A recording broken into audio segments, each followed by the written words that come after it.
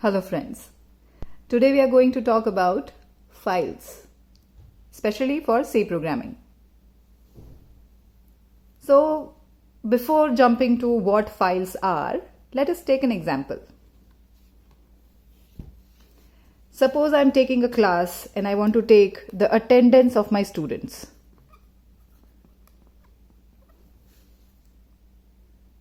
Right, I have several different ways in which I can take the attendance.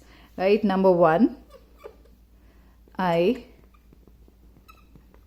memorize the absent numbers and later on post it somewhere wherever it is required. Right, second is I will write on a random piece of paper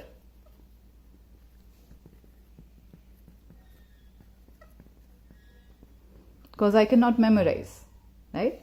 And third is I post it in my attendance sheet.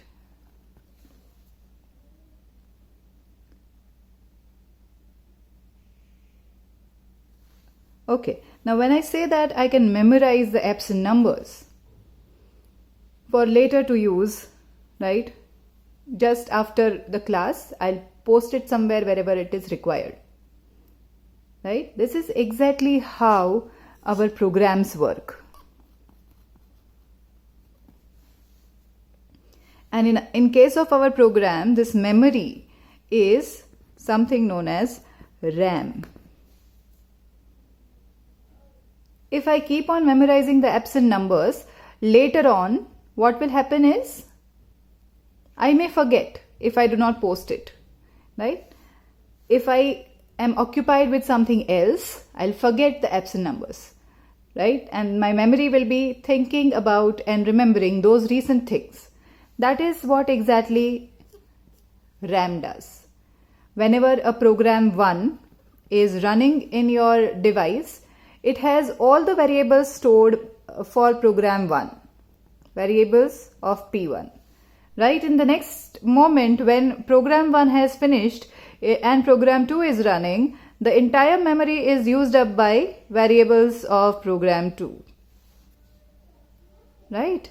Now later, again, if I want to execute program 1, the memory will not have anything which I had done in the memory for program 1 previously, because it was occupied by something else and it has erased the traces of program 1. Right? The same thing happens when I want to post the roll numbers later on who were absent. After I was engaged in some intermediate activity, I cannot recall the absent numbers. That is exactly how our computer programs work with RAM. Okay, another way is I write on a random piece of paper. It is also having the same significance as the memorization of absent numbers. There are chances that I lose this random piece of paper somewhere. Right? So ultimately, whatever I memorize, whatever I write on paper, if I post it right away in an attendance sheet, the absent numbers will remain intact and I can maintain my attendance sheet properly.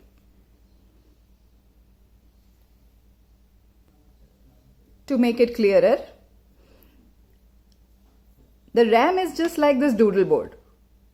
Whatever you are currently working with is there and preserved in the doodle board or is preserved in the RAM. And the moment you want to work for something else, you have to erase whatever was there previously and then you can go ahead writing or storing things again which will be temporary. So whenever you are working with your variables, they are storing the data temporarily for that instance of the program. Now visualize that you are working with a program where you have to work for student information system. Right? You have entered data of 100 students and then there is power failure or you are required to execute some another program in between. In that case, all the 100 entries you have made will be in vain if you have not stored it in a permanent storage device.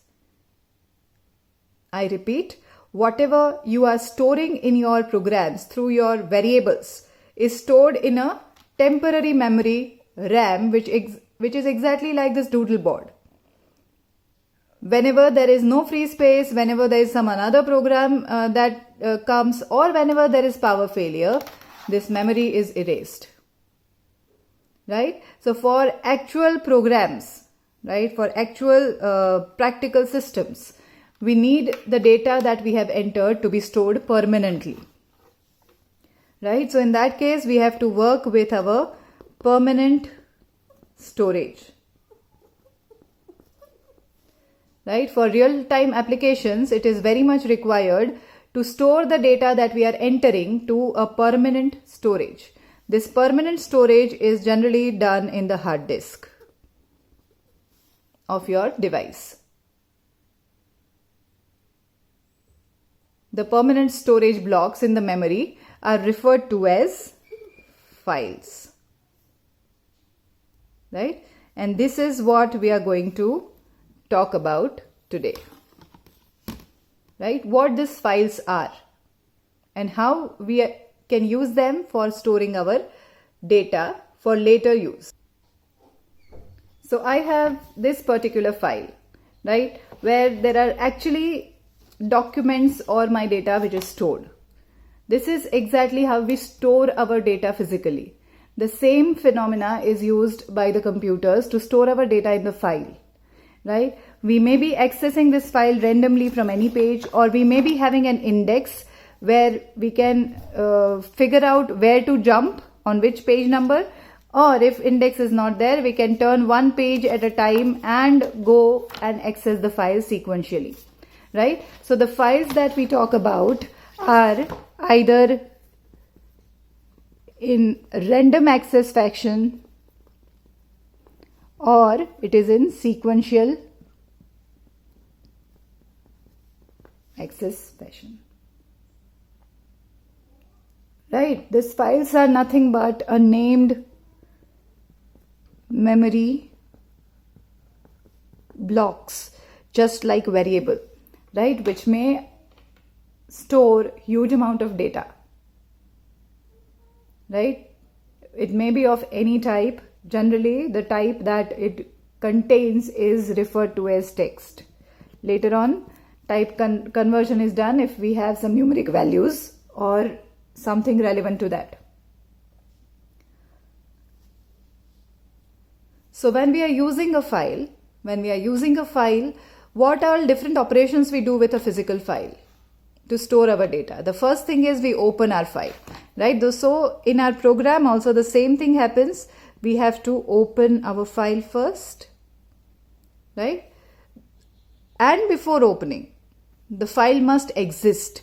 So the first and foremost thing is creation of the file. Then comes opening of the file. Right? Once you have opened the file, you store your data by writing over it. So you write to the file. Right? Or you may open a file to read.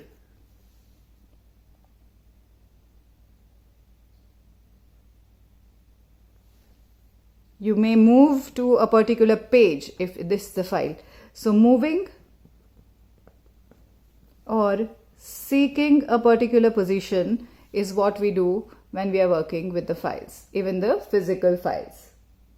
Right? And once our task is over, what we need to do is close the file.